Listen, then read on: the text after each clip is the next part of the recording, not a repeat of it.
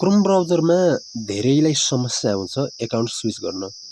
त्यो account switch कसरी गर्ने भन्ने कुरा म तपाईहरुलाई आज यस भिडियोमा बताउन गइरहेको छु। त्यो भन्न खोजेको के भने जसको साथमा धेरै जीमेल आइडीहरु छन्, ती जीमेल आइडीहरु तपाईहरुको चाहिँ क्रोम ब्राउजरमा चाहेको जीमेल आइडी चाहिँ उति बेला देखाओस्, लगइन होस् त्यो समय भन्ने कुरा धेरैलाई समस्या आउँछ। अनि अर्को कुरा के भने युट्युब च्यानल धेरैको हुन्छ।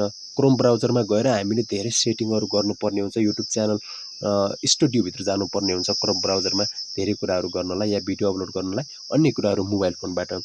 त्यतिबेला हामीसँग धेरै जीमेल आइडीहरु छन्, 4-5 वटा जीमेल आइडीहरु छन्। 4-5 वटा जीमेल आइडीबाट युट्युब एकाउन्ट छ भने त्यतिबेला त्यो जीमेल आइडी फेरि हामी सबै लग आउट गर्नुपर्ने हुन्छ। फेरि लगइन गरेर जुन चाहियो त्यसमा त्यो पासवर्ड हाल्न। त्यो झन्झटबाट बच्नको लागि म तपाईहरुलाई चाहिँ यस भिडियोमा एकदम सजिलो तरिकाले सिकाउन गइरहेको छु। यदि तपाई पनि यस च्यानलमा नयाँ हुनुहुन्छ भने च्यानललाई सब्स्क्राइब गर्न नभुल्नु होला, साइडमा रहेको बेल आइकनलाई अन गर्न नभुल्नु होला।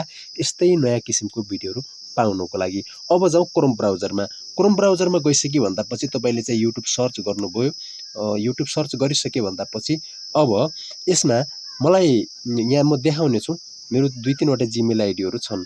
ती जीमेल आइडीहरु मध्ये 1-2 वटा जीमेल आइडीबाट युट्युब एकाउन्ट पनि छ।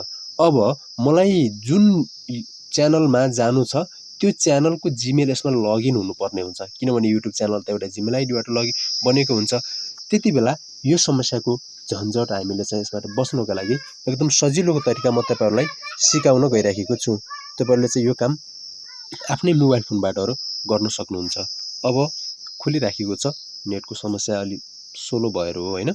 अब यो सर्च गरिसके भन्दापछि तपाईले यता माथिको यो चाहिँ एरो बटन छ, माथिको यो रेड बटन यतापट्टिको माथि गएको हैन। यसमा गएर तपाईले चाहिँ डेस्कटपमा राख्नु होला चाहिँ आफ्नो त्यो युट्युब के रे क्रोम ब्राउजरलाई डेस्कटप साइडमा यो चाहिँ टिक छ, यसमा क्लिक गर्नु होला। त्यसभन्दा पछि अब ब्याक जाउँ हामी। ब्याक आइसके भन्दापछि अब यहाँनेर एउटा मेरो जीमेल आइडी लगइन छ, यहाँ देखिराख्नु भएको छ। यहाँ एउटा चाहिँ त्यो फोटो पनि छ हैन। त्यो जीमेल आइडी लगइन छ। मलाई गोठालो ब्लग भन्ने चाहिँ एउटा यो जीमेल आइडी छ। अब मलाई च्यानल एउटा जीमेल आइडी म्यानेज गर्नुपर्यो, च्यानल म्यानेज गर्नुपर्ने हुन्छ। स्विच एकाउन्ट भनेको मलाई चाहिँ अर्को जीमेल आइडी यसमा चाहिँ लगइन गर्नुपर्ने छ।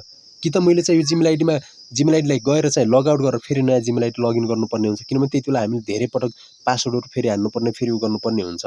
सबै जीमेल आइडीहरु लगइन छन्, तर अहिले मलाई यो जीमेल आइडी भन्दा यो च्यानल एकाउन्ट भन्दा अर्को चाहिएको छ। त्यतिबेला चाहिँ तपाईहरुले चाहिँ युट्युब च्यानल भन्दा तल भिडियो स्टुडियो, त्यसभन्दा पछि स्विच एकाउन्ट भन्ने चाहिँ तल सिङ आउट गरेर फेरि कि त मैले नयाँ एकाउन्ट लगइन गर्नुपर्ने हुन्छ।